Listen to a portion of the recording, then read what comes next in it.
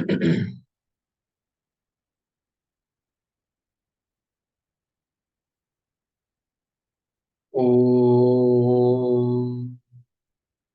सदाशिवसमारम्भाम् शङ्कराचार्यमध्यमाम् अस्मदाचार्यपर्यन्ताम् वन्दे गुरुपरम्पराम्। ॐ सहना भवतु सहनौ भुनक्तु सह वीर्यं करवावहै तेजस्विनावधीतमस्तु मा विद्विषावहै। ॐ शान्ति शान्ति शान्तिः। ॐ यं ब्रह्मा वरुणेन्द्ररुद्रमरुतः स्तुन्वन्ति दिव्यैस्तवैः वेदैः साङ्गपदक्रमोपनिषदैः गायन्ति यं यन्त्यं सामगाः सामगाः ध्यानावस्थितः ध्यानावस्थिततद्गतेन मनसा पश्यन्ति यं योगिनः यस्यान्तन्न विदुःसुरासुरगणाः देवाय तस्मै नमः। देवाय तस्मै नमः।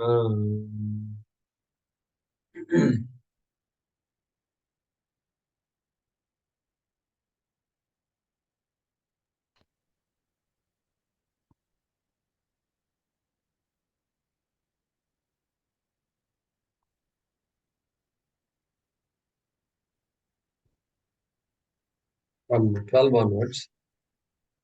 ज्ञेयं यत्तत् प्रवक्ष्यामि ज्ञेयं यत्तत् प्रवक्ष्यामि यज्ञात्वामृतमश्नुते यज्ञात्वा अमृतमश्नुते अनादिमत्परं ब्रह्म अनादिमत्परं ब्रह्म न सत्तन्नासदुच्यते न सत्तन्नासदुच्यते सर्वतः पाणिपादं तत् सर्वतः पाणिपादं तत् सर्वतोक्षिशिरोमुखम् सर्वतोक्षिशिरोमुखम् सर्वतः श्रुतिमल्लोके सर्वतः श्रुतिमल्लोके सर्वमावृत्य तिष्ठति सर्वमावृत्य तिष्ठति सर्वेन्द्रियगुणाभासम्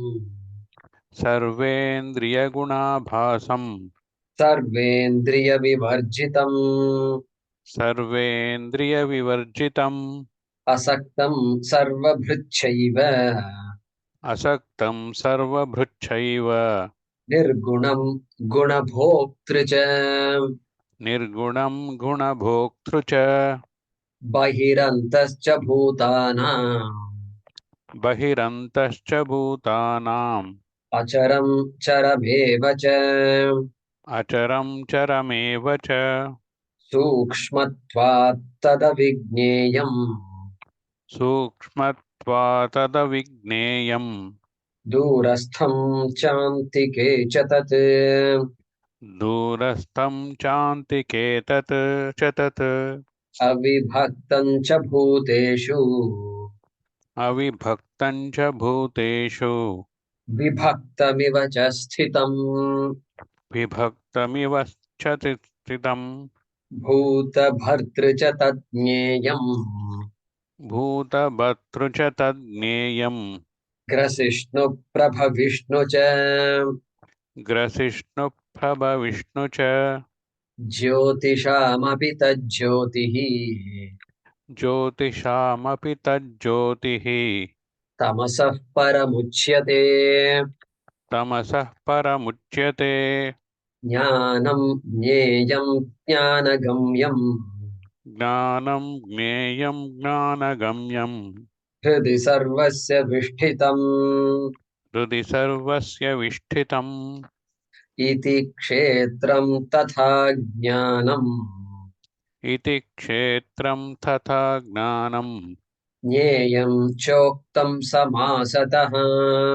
ज्ञेयं चोक्तं समासतः Madbhakta etat vijnaya मद्भक्त एतद्विज्ञाय madbhavayopapadyate. मद्भावायोपपद्यते.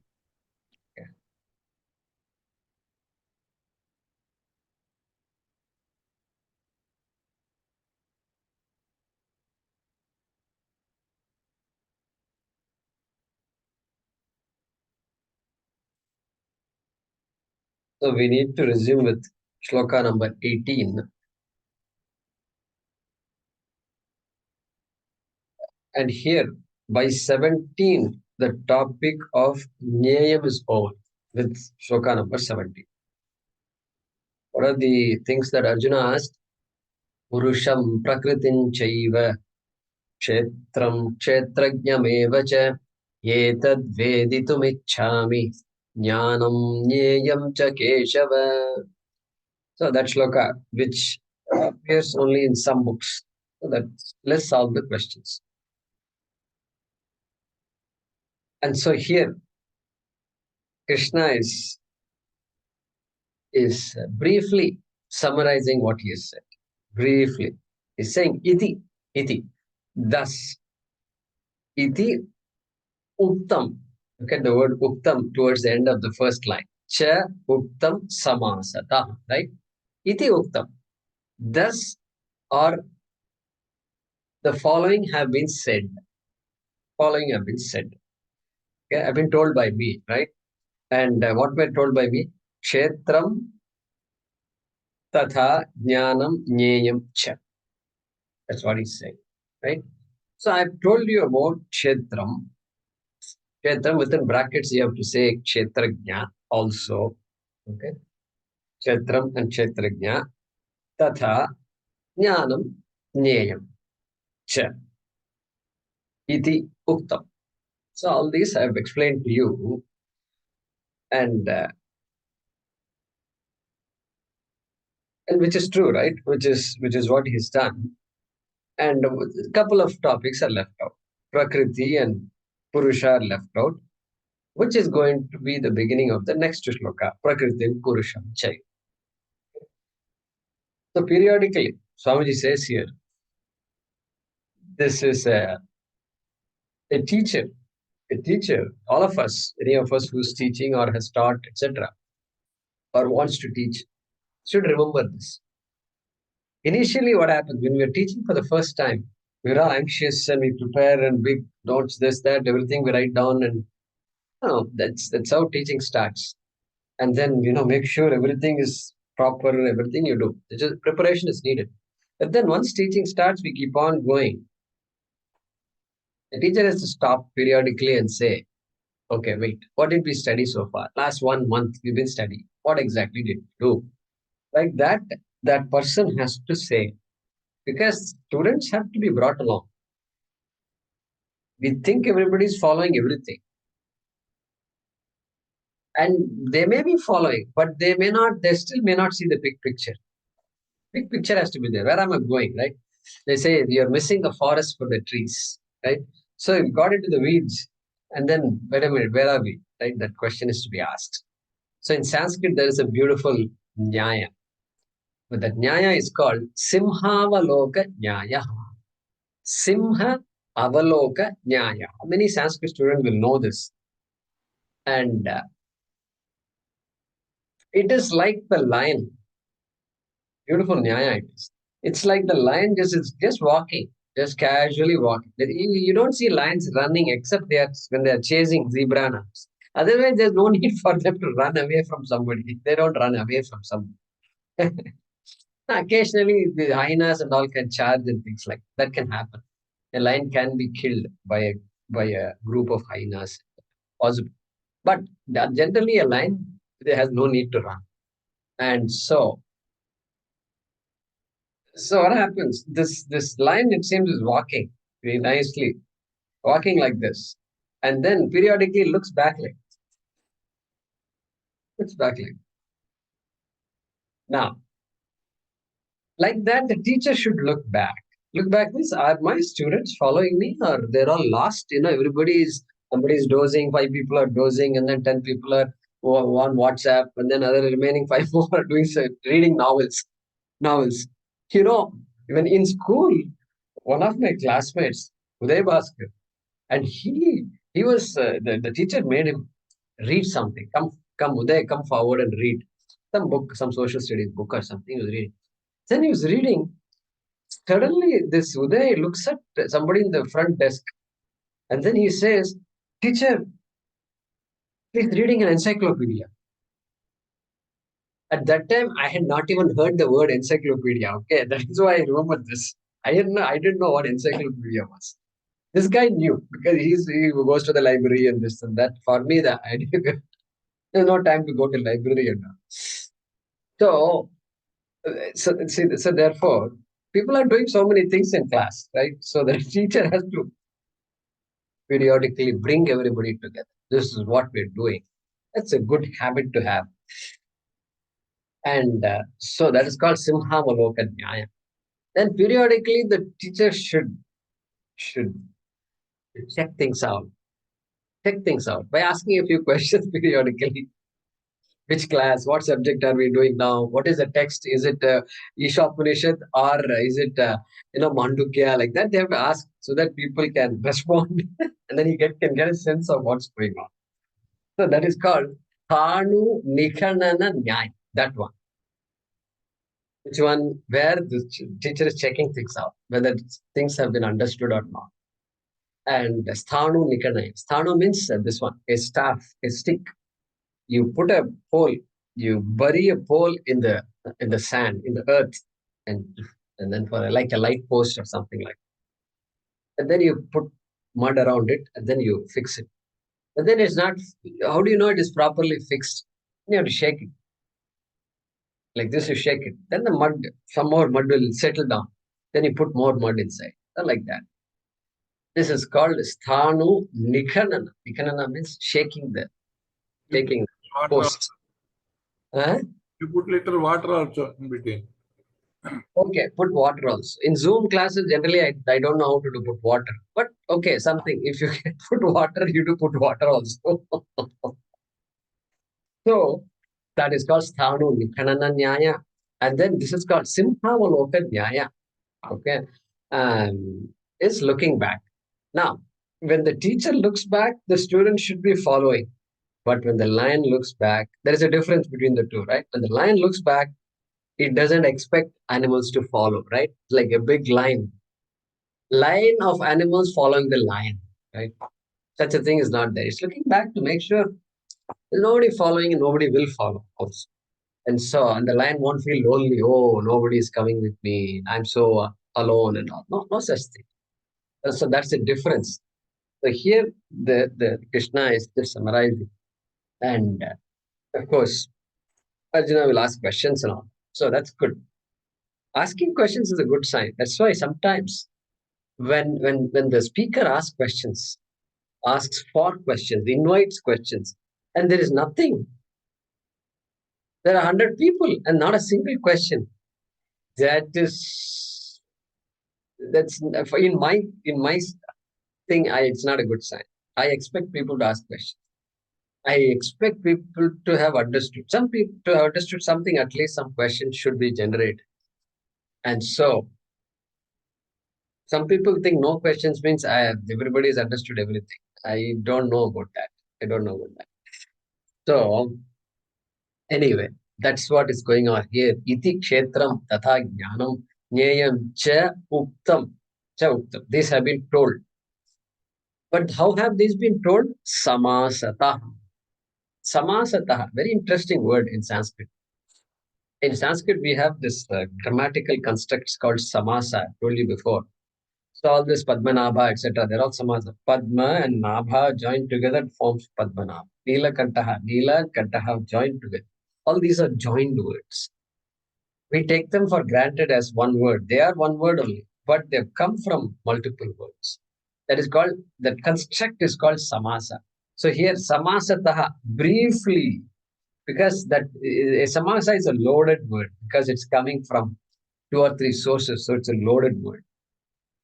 And so, samasataha, briefly I've told you. That's what it is.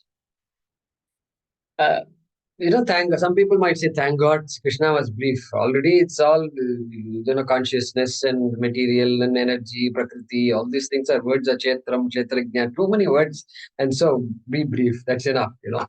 Or we can say, it's very interesting, tell me a little more. Tell me more, right? If you say, tell me more, then of course, Bhagavad Gita is there and Upanishads we're all studying also. The Upanishads are meant for us to get deeper into the subject.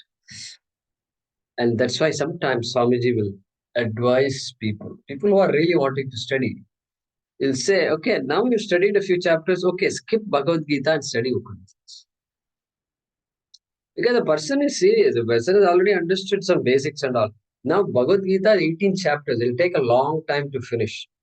And they'll say, study Bhagavad Gita, study Shankara Bhashyam. Like that, they will say.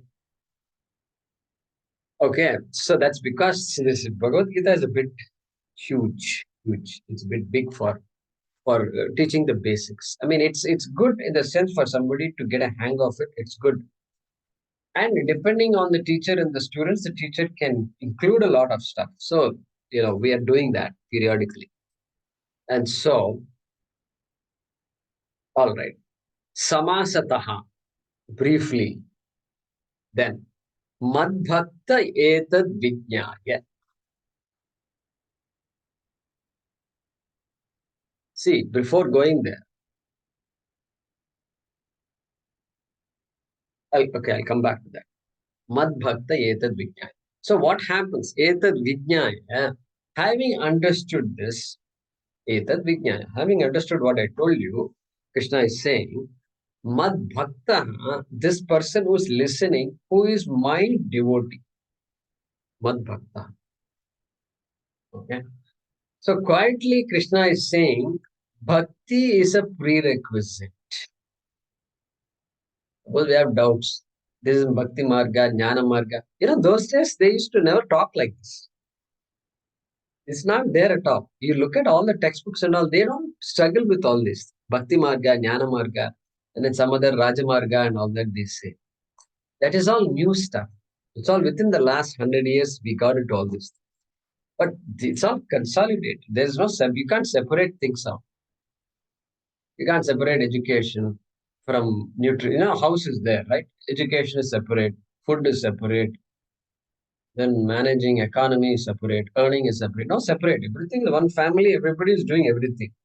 So that's how it is all. It's one unit. And okay, you can separate it out for understanding purposes. But there's no such thing as four margas and all. So that's what Krishna is reminding us here. Madbhakta. Jnanam, Nyayam cha Keshava. Correct? There, Jnanam. But here, Bhakti. But you have to be a Bhakta. Be clear? Bhakti Yoga was done recently. And so,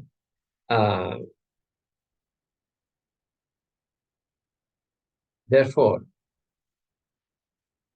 Bhakti was introduced. So very unique, right? Unique because only in our dharma, this Bhakti, often called as religion, is connected closely with Siddhanta. Siddhanta. What we are studying is Siddhanta. Siddhanta means what? Nyayam. What is to be known? What is fundamental? To be known for me to tell myself, yes, I've made it in my life. That Nyayam has to be known. Okay, that Mahavakyam has to be understood. That is Nyayam. And these two are tied to each other. Every other culture, Western, let's just say every other, I don't want to say. West, these things are separated out. Religion is separate, and that's why they call it philosophy. Philosophy. That's why I never use the word philosophy for what we are studying. It's Siddhanta. Philosophy, if we say it's optional, it's a subject, you go to college and study it, and you can get a degree in it, and you can teach it also. But nobody in the West says you have to be a philosopher to get liberated. No, liberation and philosophy are different things. But यहाँ पर ऐसा नहीं है. Therefore, we have to tell these things to our people, our friends, our children, and all that. There's a big difference. We got used to using English words. And okay, you can use the word philosophy in some context, but in the mind we know the difference very clearly. So, therefore, therefore, therefore, Krishna is saying this bhakti is important. Even though the satyam that we are talking about is so bland, formless, nirgunam, everything. Nothing is there in this. No taste, ashabdam, asparsham, arupam, arasam, agandavat. Nothing is there. At least some stories you say he did this, he lifted the mountain and all. If you say it's nice to hear, and I can have some I can connect with all that. But how am I going to connect with all that? Well, that's the topic here. Okay, the whole life you've been connecting with all these shabdam, sparsham and all. So when are you going to talk about the self, which is ashabdam? That is the idea, self. Self. That's why it's self-discovery. Brahma Vidya is Atma Vidya, not some Brahma, not some Brahma. Brahma, that is me eventually. Therefore, it becomes very important to us. And therefore, you can think about these things when you talk to your friends or students or children. Religion versus spirituality. When you talk in your college, you bring up this topic. How to think about religion, spirituality, and what about our dharma? Why our dharma is unique? Why you can't separate the two out? You really can't. That means what? Spiritual people in India are religious people. Religious people need not be spiritual. Correct? Need not be spiritual. Why? What is the definition of spirituality? My definition of spirituality, our definition. If you are inquiring about the self, then you are spiritual. Correct? Is that a good definition? Or if you are inquiring about Ishvara, what is Ishvara? That also can be considered spiritual. Because you are asking the question, what is heaven? What do you mean by going to heaven? Who is in heaven? If God is in heaven, then how come we are saying God is all pervasive everywhere? Tudulim Irkan, Turumbulim Irkan. He's there in the pillar and he's there in this piece of dust also. How are these two connected? If you start asking those questions, then you are becoming spiritual. That's one way to say. But when a spiritual person cannot be separated from dharma. That's why we can't use the word religion. We use the word dharma for our dharma, sanatana dharma. Religion I can't use. I don't say religion. Whenever I get a chance, I will say no, our dharma, not our religion. Because just for us to impress, nothing wrong in saying religion. But what I want to make a point there whenever I get a chance. So all these things, mad bhakta, yetad, vijna, yeah. And our Siddhantis are all great thinkers. Shankaracharya, we know already. Shankaracharya, suppose we were studying Shankara Bhashyam of Bhagavad Gita. Suppose this class was, we will be studying Bhashyam. After reading the shloka, we'll immediately go to the Bhashyam. You know how our class will start? Already our class is starting with a prarthana. Om Sahana Mavatu Ityad. And this Adhyaya Pratibodhitam itself is a set of shlokas written by Madhusudana Saraswati, another great thinker. Okay, Prarthana shlokas. He is a thinker, but he's religious, very religious. Astika. I don't want to say religious. Astika. He's a let's be consistent, right? I don't want to say religious. He's an Astika. Pakka Astika he is. Maybe he was a Grahastha also, and then who became a sannyas. We don't know. I don't know the life of Madhusudan Saraswati. Look it up. He was a Dvaiti, it seems. Later converted to Advaiti. The Dvaiti became an Advaita. Okay, but point is, he's written on Krishna, on Veda Vyasa, and Bhagavad Gita. You see all the beautiful shlokas. Vartaya Pratibodhitam, Namostute Vyasa Vishaladhi. He writes so much, keeps on writing. Shankaracharya, when he writes the Bhashyam of Bhagavad Gita, he starts with a prayer and he composes his own prayer. Narayanah paro vyaktat andam avyakta sambhavam andasyantastvime lokaha saptadvipa cha medini. He composes a prayer. Hey, I pray to Narayana. Like that he says, he explains who Narayana is. Nimitta Karanam. It's like that comes Upadana Karanam. That's what we're going to get out of Bhagavad Gita. Quietly he introduces some words. Tattva Bodha we studied. Tattva Bodha Kara writes Prarthana Shloka. And what is that? Long ago. It's been a long ago for us, right? So we may not remember it. But we chant Mahendra, it. Huh? Mahendriya, Vasudevendra Kriya. Yogindram Natva Jnanapradam Gurum Mumukshunam Hitarthaya Tattvabodho Vidhiyate. Vasudevendra Yogindram Natva. Having saluted, doing namaskar to my guru, whose name is Vasudevendra Govinda, sorry. Vasudevendra Govinda. Why should I do that? Jnanapradam. He's the one who gave knowledge to so many people. Jnanapradaha he was. Jnanapradam, and who's my guru? Jnanapradam Guru. Mumukshunam hitarthaya tattvabodho vidhiyate. I'm going to offer tattvabodha. Vidhiyate. He's writing it in passive. He doesn't say, I'm writing tattvabodha. Tattvabodha is offered. Passive voice he says. He doesn't want to take credit for all these things. Tattvabodha vidhiyate. What for you are offering tattvabodha? Mumukshunam hitarthaya. For the benefit of mumukshus, I am writing this. So they have to justify, everything. There also, all justifications are there. So the Shadlinga and all is there, and so many. The science is very big. Anubandha Chatushtayam. If we get into all that, Bhagavad Gita will take a back seat. So I am deciding what to say and what not to say. Anyway, point here is what? It's all Kathopanishad. What is the prayer? Om Namo Vaivasvataya. Bhagavataya with the Om Namo Bhagavate Vaivasvataya Pratyave Mrityave Brahma Vidyacharya Yanachiketase. Shankaracharya's composition, by the way, not Yama, okay? We shouldn't say Yama is telling this. It's not part of Kathopanishad. It's outside Kathopanishad. Written by Shankaracharya.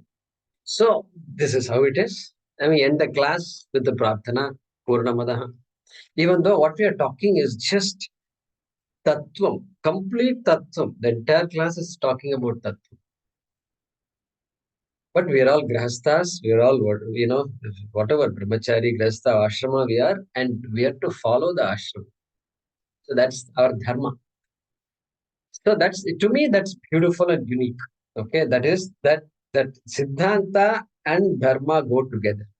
And it says, you should be really, suppose somebody asks, why should I be religious? The religion is supposed to take you towards the Siddhanta, towards the truths. That is beautiful. And once I learn the truth, once I get it, then what? Then even the Veda can't force me to follow all the rules A, B, C, D. Morning, light the lamp, take a shower and light a lamp. No, sannyasi need not do all that. See that? See the beauty, right? There are rules and regulations. There are certain niyamas. Nitya naimittika karma are there. Everything has to be done. The minute you say, I know, then the Veda also backs off. Just backs off. Man, this guy is different. Correct? I think it's too beautiful. Think about it. Anyway. It's like trying to separate sweetness from water, Guruji. You can't. Correct? Separate what again? Sweetness from water. You can't do that. So that is what bhakti is. You can't separate it out. It has to go. I think in one of our special sessions, we had a little bit Q&A on this. And I think Swamiji had said that. Bhakti makes the Siddhanta stick to me. Stick to me. It has to stick. Otherwise, it's dry. Without Bhakti, what happens? Advaita is not difficult to talk, right? And then what a guy can say, I know all this. This is all okay. This is very easy. And then walk away. And then makes no difference to the person's life. Why? Bhakti is not there. And so it becomes an academic exercise now. And you've got many professors who are very good at this stuff. But they are overawed. I told you this conversation I had with somebody. They are overawed. They are teaching Kathopanishad in the university. I am teaching Kathopanishad here. And that person is overawed. That My God, you people are living this life. You don't live that life. That is what she was telling me that day. I was, to hear that from a professor, was something for me. Because academic exercise, armchair philosopher, you become armchair philosopher. But this is different. This is life itself. That's why they say Sanatana Dharma is a way of life. Sometimes they say way of life, right? What is the meaning of way of life? As though other religions are not way of life or what? No. This is a way of life means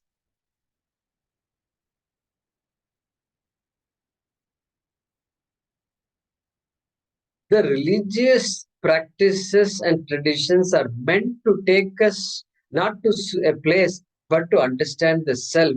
And so one has to live it, one has to find out for oneself without an intermediary. There is no intermediary. In every other religion, there is an intermediary who will say, if you follow me, I'll take you to heaven.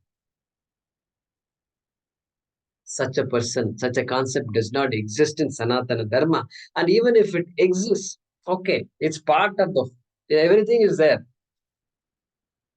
If you want that kind of Dharma, that also is there in this Dharma. If you want Tattvam, that also is there in that. So, something to think about. This is not an easy concept. And we will keep that. We'll discuss it another time. And so, Krishna also said, here, Mad Bhaktaha, he says,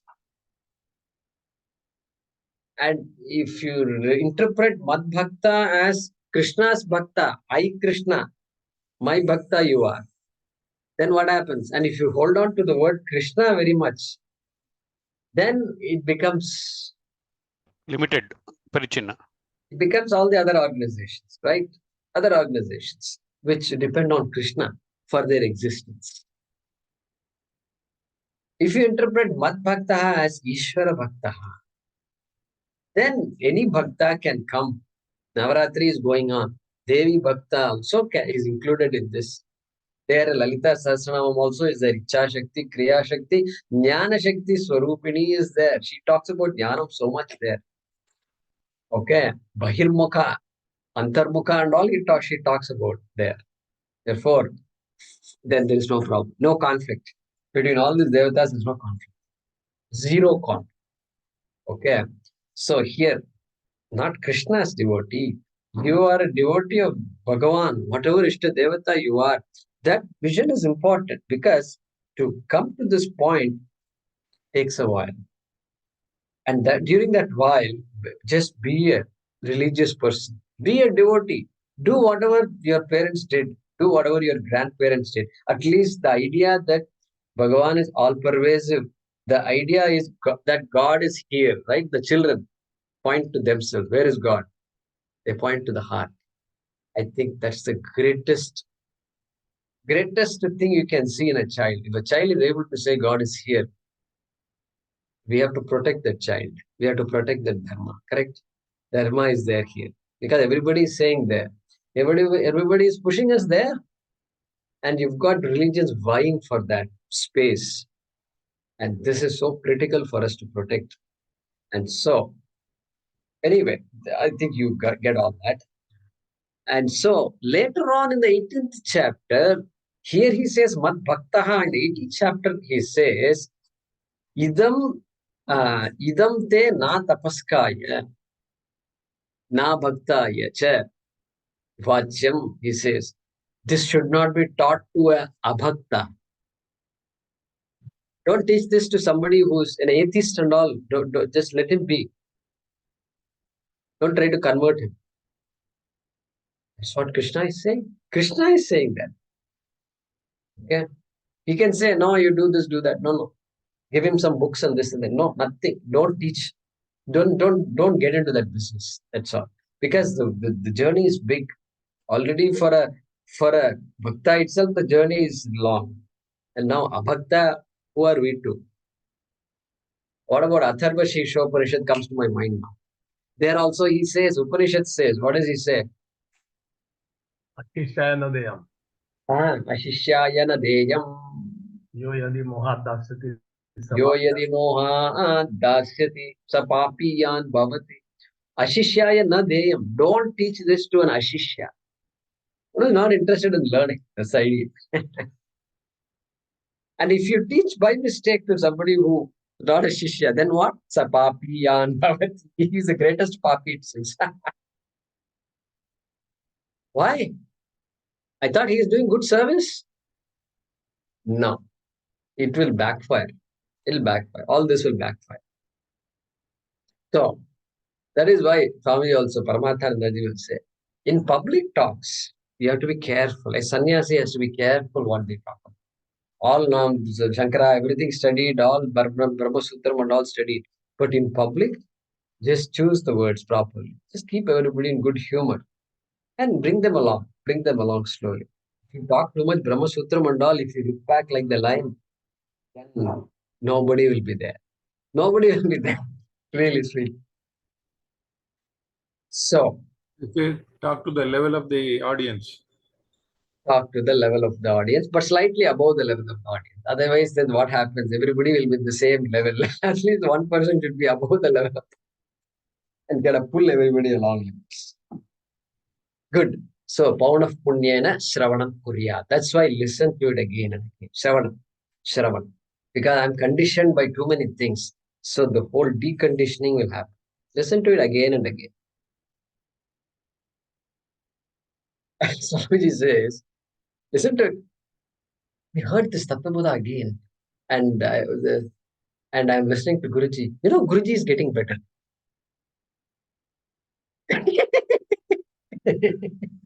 It's a nice joke, I thought. Guruji is getting better. So it's okay. Guruji doesn't need any confirmation and all that. Okay. So something happens inside also. We are also getting better. You know, we should give ourselves some credit. Right? Everybody, students are also getting better. So that's what happened. Listen to a second time, then something extra happens. So then what happens? What is the benefit of all these things? Mad bhaktaha, etc. He said, Mad bhavaya upapadyate. Two words are there. Mad bhavaya upapadyate. Okay. Okay. And upapadyate gains. That person gains something. Gains something. What does that person gain? Mad bhava. Mad bhava. My nature. That person gains the capacity to understand my nature, to become my nature, okay, to be me, okay. The process is getting ready to be me, okay. That is what he speaks said here. Now, what is the meaning of that statement? Well, now I am apurnam. I am limited. I am a mortal. I am a martyaha. I am this. I am that. I am subject to so many things, up and down, up and down. So this up and down Purusha, where is the chance? That's why this up and down Purusha wants to escape. The only way I know is to escape this earth and then go off somewhere. And life sometimes is like that. We can't blame people for just thinking like that. And some life is tough sometimes, and sometimes very tough, traumatic, and things like that. So we can't, who are we to judge? But Shastram is saying we have to find a way, seek help. Always help is available. Swamiji would always say, intelligent living means seeking help when needed. When you need help, just seek. And so, but Shastra is saying you are full, you are free. So how do I go from I am not free, I am limited, I am mortal to I am free, I am unlimited, I am immortal? Okay. So that is called Madbhava, Ishvara Bhava, Ishvara Swarupa. That person gains that Ishvara Swarupa. Gets qualified to gain that Ishvara Swarupa. That's what he's saying here. That's the phalam. That's the result of this kind of pursuit. That's what he's saying here. So let's look at the translation. Thus, Kshetram, Jnanam, and Jneyam. Thus, Kshetram, Jnanam, and Jneyam.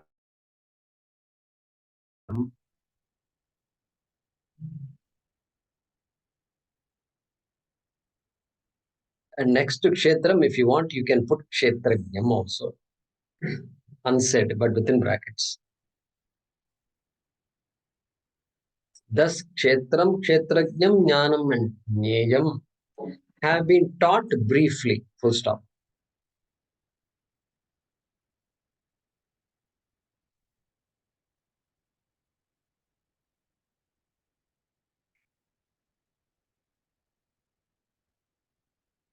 Knowing this clearly,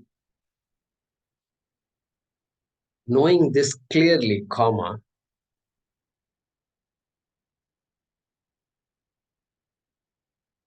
knowing this clearly, my devotee becomes fit. My devotee becomes fit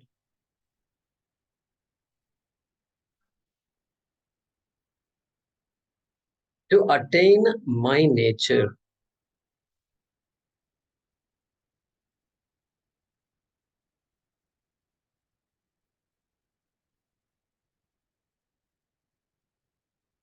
Thus, kshetram, kshetrajnam, jnanam, and jneyam have been taught briefly. Full stop. Knowing this clearly, my devotee becomes fit to attain my nature. Okay. Next shloka. Prakritim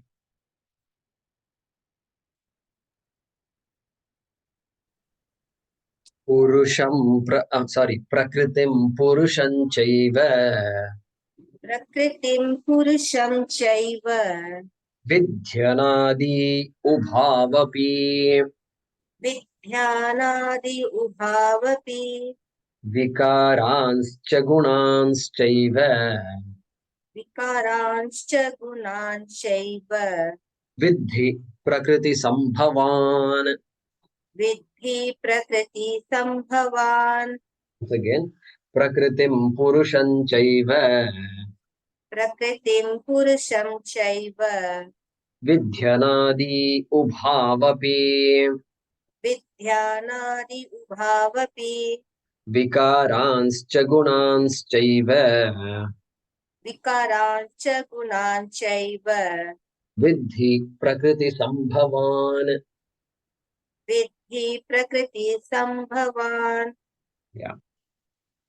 So now he is entering the topic. Bhagavan Sri Krishna is entering the topic of Purusha and Prakriti. Two of the remaining 6 words that Arjuna introduced in the beginning of this chapter. Purusha and Prakriti. And this topic will go for 5 shlokas, from 20 to 24. This is the topic.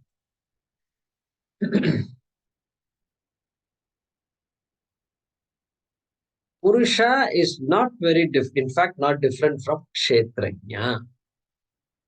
Prakriti is not different from Kshetram. Okay. That contexts are different. That's why these words are there. Because if you ask, why do you need words like this? Purusha is Brahma. Prakriti is Maya. Okay, why you have so many different words? Already one word is confusing. Now you're bringing so many words if you say. Well, we use different words. For people, we use different words. Same person, so many words are being used to refer to that person. Are, and then you call the person, hey Vikram, hey beta. So many things are there, depending on the context, right? Daddy. So context is different. Same person, context is different. Person is standing on the street and is talking to a friend who's visited from out of state. Just they're walking. They're walking on the street because visited home and they're taking a walk. And then he looks at another person who asked him a question and says, no, this is Sardar Patel Road, he says. Okay. Then walks for a few seconds, then he gets a call. And then he says, what? No, this is Coimbatore. This is Coimbatore. Then they walk further, a few more. And then there is some discussion because he's come from out of state, right? He's come from Gujarat. Gujarat and Tamil Nadu, you can't compare. There's no comparison between Gujarat and Tamil Nadu. So this guy says, no, you don't get it. This is Tamil Nadu. Okay. Means because Gujarat, they are used to certain things and we are used to different set of things in Tamil Nadu. So politics and all they were talking. Then few more steps. Then this is not Pakistan. Okay, this is India. So he's talking about something. Look at this. This is Sardar Patel Road. This is Coimbatore. This is Tamil Nadu. This is India. This only, right? This. He's pointing to this. This can mean anything depending on context. So nothing wrong. It's Shastra's words. They're meant to bless us. And so we will understand these words. Purusham prakritim chaiva, prakritim purusham. Related to Prakriti, related to Kshetram, Purusha related to Kshetrajna. For all practical purposes, they are equal also, they're identical. Okay, so we saw Kshetram, matter, everything that is objectifiable, everything that is perceivable, everything that is thinkable now or thinkable later, every concept, nothing exists. Object doesn't exist, but a concept exists here. Okay, that also is Kshetram. Okay, concept, hypothetical concept. What about the two-horned, one-horned human being? That's even better. Why keep on giving the same example? One-horned human being. One horn is there, right? Right. Why you should have two horns? See, that too conditioning. See, they are conditioned to think everybody should have two horns. Conditioning. So no, one-horned human being. Okay. They have to invent a word. Unicorn. I think there's a word called unicorn. I struggled a lot to understand the meaning of unicorn. Some millionaires and all they're talking about. These people who started business and became very big. They call unicorns. So, okay, unicorn, right. So, single, unihorn, we should say, unihorn. Anyway, so what about unihorns? There's no such called a person like that. You say, okay, the concept. So, it's a concept. And yeah, concept also is Kshetram. It is not existing as a real object out there, but it is existing here. That is enough. That is enough for it to be Kshetram. And then what about Kshetrajna? Kshetrajna, the knower of the Kshetram. That is what he said there, Krishna. The knower of the Kshetram or consciousness. Okay, consciousness, Chetanam, Chaitanyam is what is Kshetrajna. Okay, we saw that before.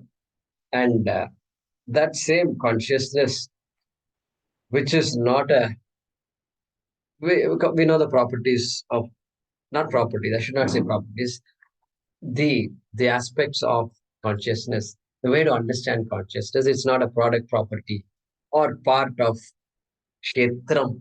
Kshetrajnam is not a part, product, or property of Kshetram. Okay. Yet Kshetrajnam pervades the entire Kshetram. It's not a part, yet it is pervading. My goodness, it's just mind-boggling. And clay, I thought, was part of the pot. You're telling me clay is not part of the pot?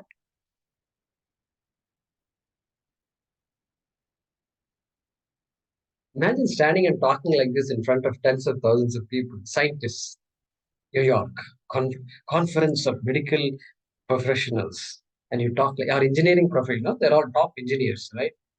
And you talk like this. What will happen? I don't know what will happen. Somebody, the Salman Rushdie was there in New York. Somebody came and attacked him recently, some 6 months ago or something. I think you all know that. So there's always somebody to attack you. Anyway, clay is a part of a pot, I thought, but now you're saying clay is not part of it.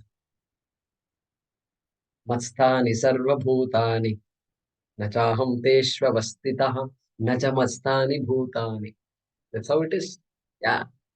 I'll come and say, no, clay is not part of it. If you thought pot was a separate entity, then you can decide what is part and what is whole.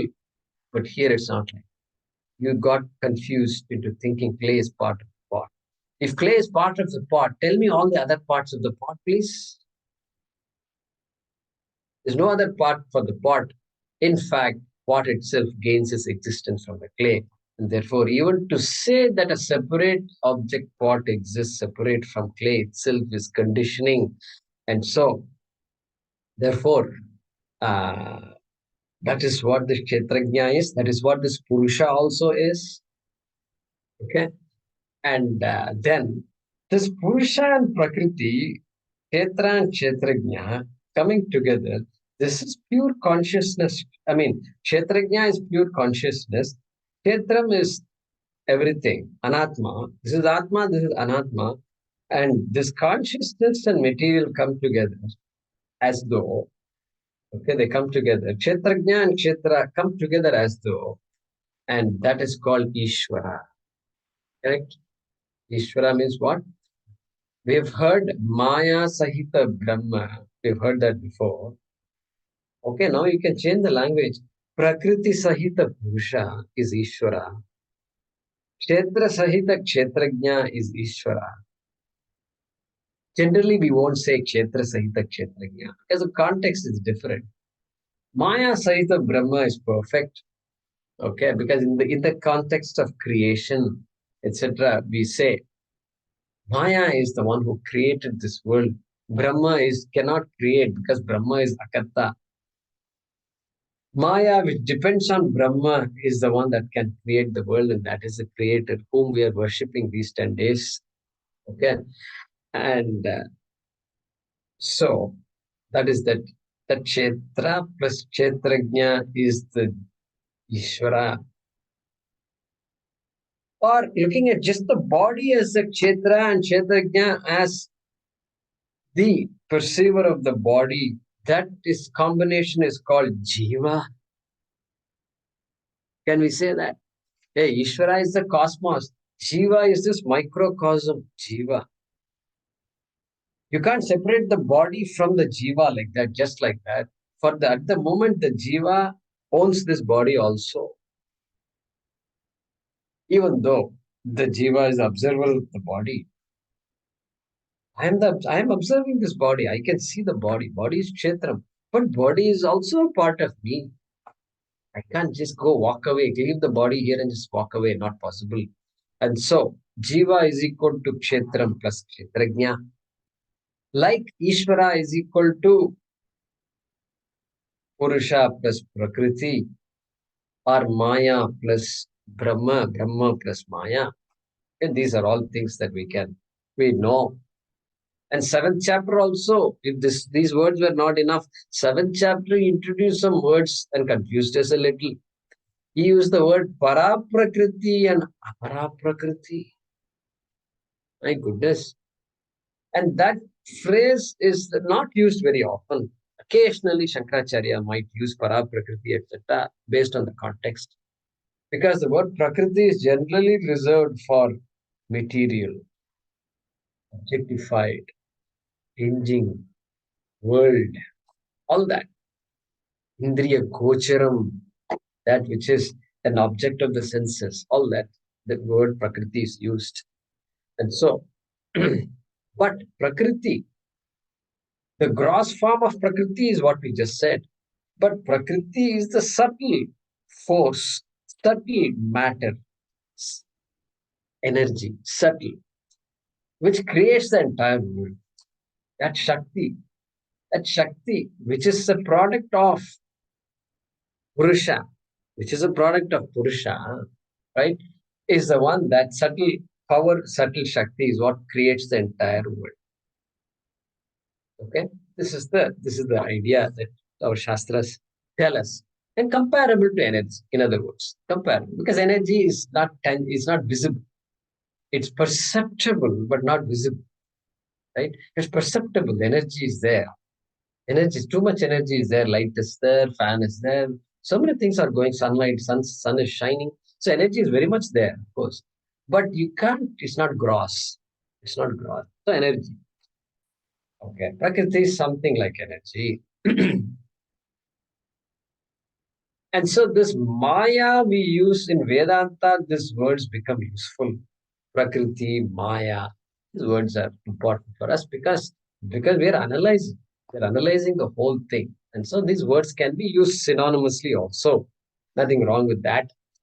And but in Sankhya Darshana and other darshanas, they don't say Maya. They will say Prakriti. Or they might say Pradhana. These words are used. So whenever you hear the word Pradhana, immediately you shouldn't say primary and all. Primary also means Pradhanam, but Pradhana means this Maya Shakti, Prakriti. Yeah. So Prakritim Purusham Cha Eva Vidhi Anadi Ubhau Api. Ubhav Api should be split into two words. Ubhau and then Api. Yeah. So they are Anadi. These two are, understand these two to be Anadi. Vidhi, understand. May you understand here, Juna. These two, Prakriti and Purusha, Ubhau, these two, Api also, both of these two are Anadi. Means what? Beginningless. They don't have a beginning. Don't ask me when they started and all. It was all there. Long ago it was there. Okay. And so, means even before the universe came into existence, that even scientists are looking at, trying to find out when did this, this question, human beings can't let go. When did all this start? How does it matter when it starts? You are worried about your life, right? Just take care of your life. No, I want to know. I want to know. And only a human being can ask. I want to know. It's okay. This food and all the shelter and all, I'm taking care of all that. It's okay. But I need to know these things. So that's the beauty of a human mind. And so he's saying, Vidhi Anadi. Anadi, Hraswa is Ekavachanam. Anadi is what? Dvivachanam. Okay. So there he's using Dvivachanam. Ubhau Anadi. And so, what is common between Prakriti and Purusha? Is there anything common? Is there anything different? Yeah, they're different, it's obvious. But is there anything common? Yeah, so this Anaditvam is common. Both are Anadi. Both are Anadi means what? Both have been there even before time came into being. Time itself is part of the creation. And that's why we can't ask the question, when did the creation come?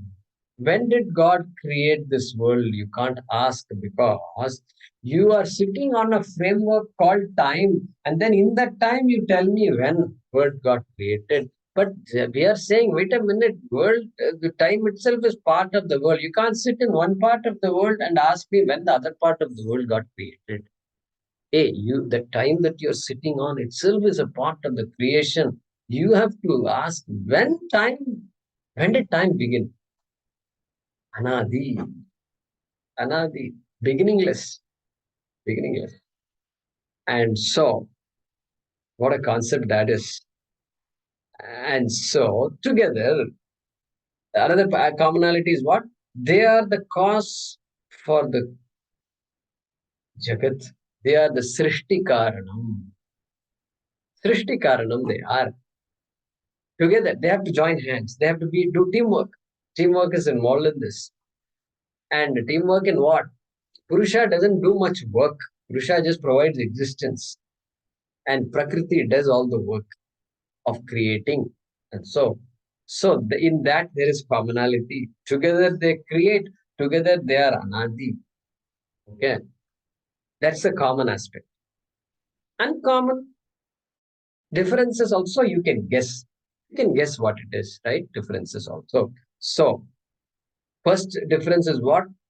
Chetanam versus Achetanam. Consciousness, existence, that which exists by itself.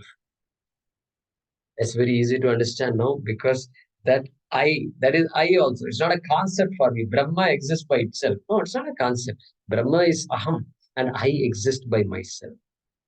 That the existence is there, given. Everything else is superimposed on that existence. Existence is given. And that existence is consciousness. That also I can appreciate because I am a conscious being. And consciousness springs from that Atma. And so that Purusha is Chetana Tattvam. What about Prakriti? Achetana Tattvam. The world is a combination of conscious and unconscious things, conscious and inert things, and therefore you have to separate the two. And so that is one difference between Purusha and Prakriti. All right, there are many differences we can list, but we're going to list a few. And what else? Nirgunam and Sagunam. All the words we've used before, we will bring it here. Nirgunam and Sagunam. Brahma Purusha is Nirgunam, no attributes whatsoever. But Prakriti is Sagunam. Sagunam. Okay, Sagunam means what? You can say Trigunatmika Maya, you can say. So that also we studied in Bhagavad Gita. Sattva Guna. Sattva Raja Tamasatmika is Maya, Prakriti, therefore Guna. Or you can use other words also. Shabdam, Sparsham, Rupam, Rasam, Gandham. Okay, that is also Guna only. That's a different model. That's based on our senses. You know that. The gunas that can be captured by our senses. Okay, Panchagunani Santi. So that also you can say. That guna is there for Prakriti, but not there for Purusha. Okay? Guna can be like that, anything. Chemists also can have their own model of guna. Every item in this world is a combination of elements. That's their model. And every element has to have properties. Property, you look up anything, they will list the element carbon, C, big letter C, and then immediately properties will be underneath it. Correct?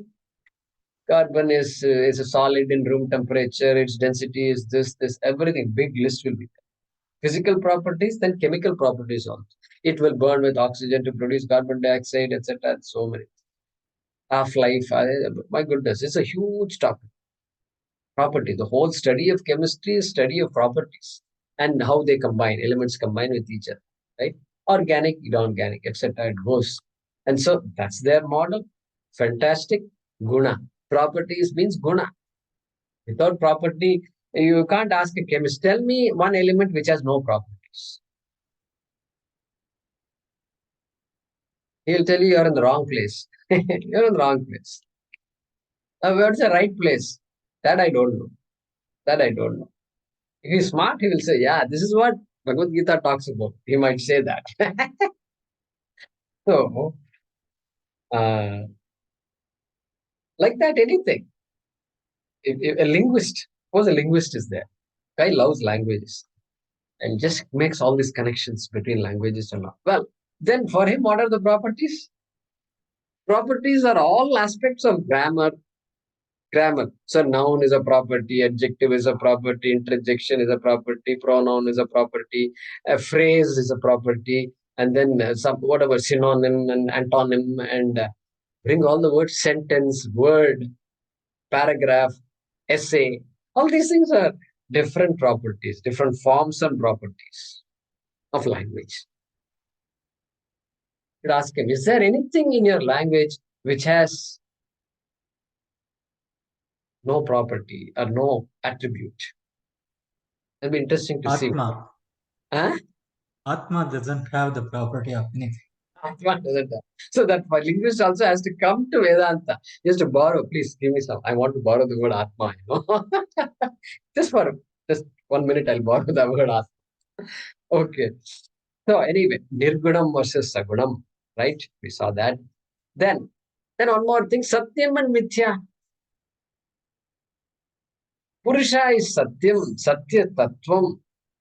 Prakriti is Mithya. Be very careful when I say the word Mithya. It is not like what Mithya. Even though Mithya is Mithya only. Same Mithya. Mithya is what? That which depends on something else for its existence is Mithya. That which cannot exist by itself. Yeah. Prakriti cannot exist by itself. Depends on Purusha for its existence. But what is Adivat, Adimat? Adimat has a beginning. But Prakriti does not have it. What is it? Vidhi, Anadi, Mithya, but Anadi Mithya. Two types of Mithya are there, right? Adi Mithya and Anadi Mithya. So this is Anadi. Therefore, worshipful. Therefore, she is not ordinary Mithya. She don't just brush her aside. You are Mithya. So you can't say all. Mithya Devi, you can say. Mithya Devi. Mithya Devi means what? The Devi who can help me see Mithya.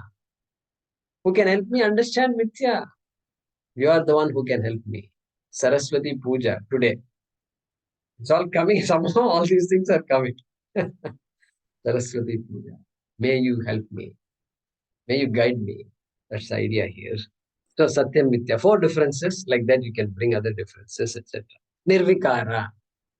3 I said. 4th one. Nirvikara. Vikara. Because there's no guna. There is no vikara.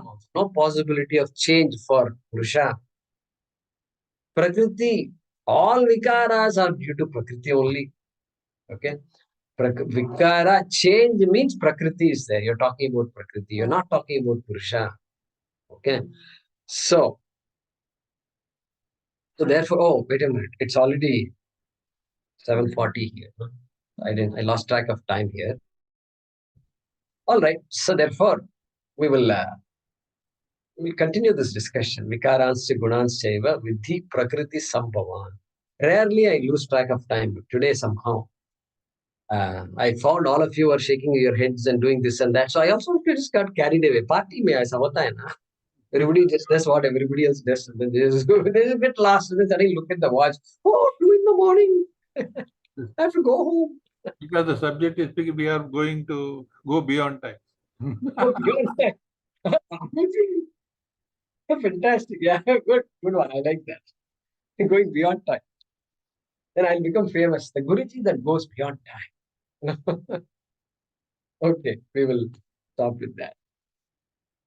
Om Purnamadah Purnamidam Purnat Purnamudachyate Purnasya Purnamadaya Purnamevavashishyate Om Shanti Shanti Shanti Harihi Om Shri Gurubhyo Namaha Harihi Om